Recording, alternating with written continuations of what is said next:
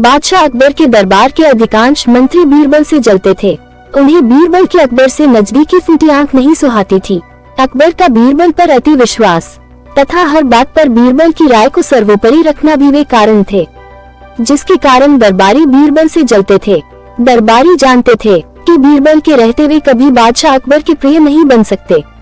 एक बार उन्होंने बीरबल को अपने रास्ते से हटाने की चाल चली और इस साजिश में उनका सहायक बना बादशाह अकबर का नाई। नाई को बादशाह अकबर के बाल काटते समय उनसे बातें करने का अवसर मिल जाता था। एक दिन बाल काटते हुए वह अकबर से बोला, बादशाह सलामत, कल रात मैंने एक सपना देखा जिसमें आपके अब्बा हुजूर मुझे दिखाई दिए। अपने पिता का जिक्र सुनकर अकबर भावुक हो गए।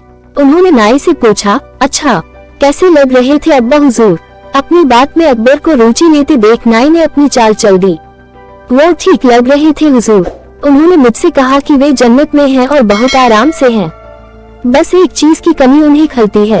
वह क्या? अकबर की उत्सुकता बढ़ने लगी थी।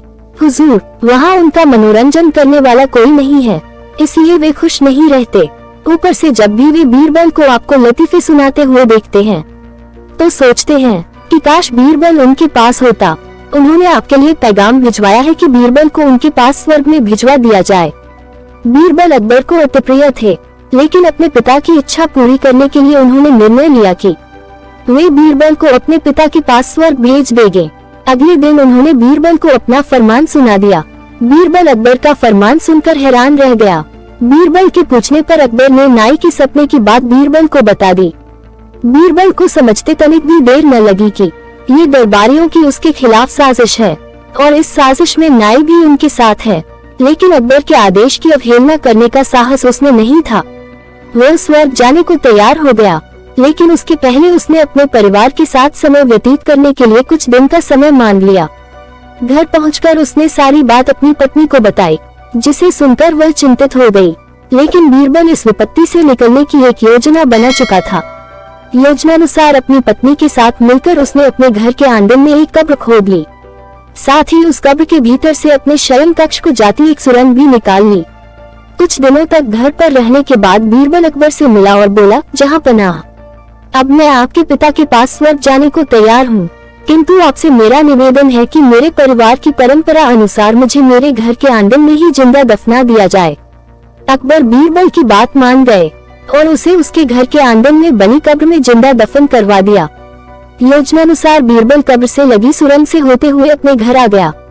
उसके बाद 2 महीने तक वह घर पर ही छुप कर रहा। 2 महीने बाद वो अकबर के दरबार में पहुंचा। सारे दरबारी उसे देखकर हैरान थे। बीरबल के बालों और दाढ़ी बड़ी हुई थी और वह बड़ा ही विचित्र नजर आ रहा था। उसे इस अवस्था में अपने सामने देखकर अकबर ने पूछा, बीरबल, तुम वापस आ गए, हमें बताओ हमारे अब्बा हुजूर कैसे हैं और तुमने अपनी ये कैसी हालत बना ली है? सब ठीक तो है? जी जहाँपनाह, स्वर्ग में सब ठीक है। मैं आपके पिताजी से मिला और उन्हें खूब सारे लतीफे सुनाकर उनका मनोरंजन भी किया। आपके पिता खुश भी बहुत हुए।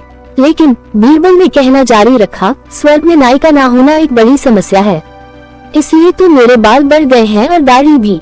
आपके पिताजी के बालों और दाढ़ी की हालत तो मुझसे भी बुरी है, इसलिए उन्होंने स्वर्ग में आपके नाई को भिजवा देने का पैगाम भेजा है।